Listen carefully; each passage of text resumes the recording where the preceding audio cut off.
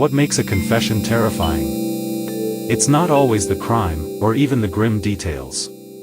Sometimes, it's the person confessing. It's the look in their eye, the words they choose, or the chilling calm in their voice as they describe horrors that would break any sane person.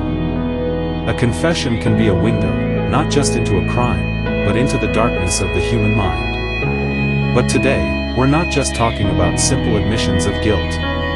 We're diving into confessions that are creepy for entirely different, and deeply disturbing, reasons. We'll look at a confession beaten out of a vulnerable man for a crime he didn't commit, a tangled web of lies spun by inmates looking for a deal that cost innocent men decades, and a state-sponsored system where professional informants used murder threats to manufacture confessions for cash.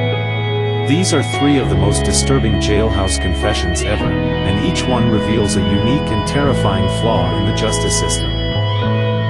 Our first case doesn't start with a monster, but with a man who was all too easy to frame as one. In July of 1988, in a quiet Philadelphia neighborhood, 4-year-old Barbara Jean Horn disappeared. Her body was later found in a cardboard TV box, a shocking crime that terrified the community and put immense pressure on police to find her killer. For 4 years, the case went cold. Then, in 1992, detectives known for their aggressive tactics zeroed in on Walter Ogrod, a quiet, intellectually disabled man who lived across the street. What came next was an interrogation that reportedly stretched for 18 hours. Ogrod, a man who would later be diagnosed as being on the autism spectrum, was isolated, manipulated, and pressured until he finally broke. He signed a 16-page confession that police claimed detailed how he lured the little girl to his basement, killed her, and dumped her body in the box. He took it back almost immediately, insisting he'd been forced, but it was too late. The words were on the paper. His first trial was a near miracle. A jury was literally seconds from acquitting him when a single juror had a last-minute change of heart, resulting in a mistrial. For the second trial, prosecutors brought a new weapon, 2 jailhouse informants. They claimed that while in custody, Ogrod had confessed everything to them. That testimony, combined with his recanted confession, was enough. Walter Ogrod was convicted and sentenced to death. He spent the next 23 years on death row. The creepiness here isn't about a cold-blooded killer. It's about the terrifying power of a coerced confession, especially from someone vulnerable. Studies show that marathon interrogations, like the one Ogrod endured, are a classic feature of false confession cases. For Ogrod, his own words, twisted and extracted under extreme pressure, became the cage that held him for nearly 3 decades. But the story wasn't over. Years later, thanks to the tireless work of the Philadelphia District Attorney's Conviction Integrity Unit, the case was reopened. They discovered that crucial evidence had been hidden, and that one of the jailhouse snitches was a known liar who fabricated testimony. Finally, in 2020, modern DNA testing on crime scene evidence delivered the final word: Ogrod was not the source. After 28 years in prison, his conviction was thrown out, and he walked free. In November 2023, the city of Philadelphia agreed to pay him a $9.1 million settlement, a quiet admission of the profound injustice he suffered. The murder of Barbara Jean Horn is still unsolved. Some confessions are chilling because of where they come from, not the accused, but from people who have everything to gain from their downfall. This is exactly what happened in one of Hawaii's most infamous murder cases. On Christmas Eve 1991, a 23-year-old visitor named Dana Ireland was found barely alive on a remote trail. She had been brutally assaulted and beaten, and died the next day. The crime horrified the island, and with public pressure mounting, police were desperate for a suspect. For 3 years, nothing. Then, in 1994, an inmate named Frank Pauline Jr., hoping to get a deal on drug charges, claimed he was there. He pointed the finger at 2 half-brothers, Ian and Sean Schweitzer. Even though his story was full of holes and early DNA tests excluded all 3 men, police finally had their targets. You'd think that would be the end of it. But then a second confession appeared. Another jailhouse informant claimed that Ian Schweitzer had privately confessed all the details to him while they were locked up together. This second-hand story became the prosecution's entire case. It didn't matter that there was no physical evidence. It didn't matter that DNA pointed to a complete stranger. The word of one inmate, supposedly repeating another's, was all it took.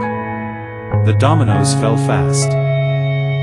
In 1999, Frank Pauline was convicted based on his own fabricated story. A year later, Ian Schweitzer was found guilty, based almost entirely on the snitches' testimony.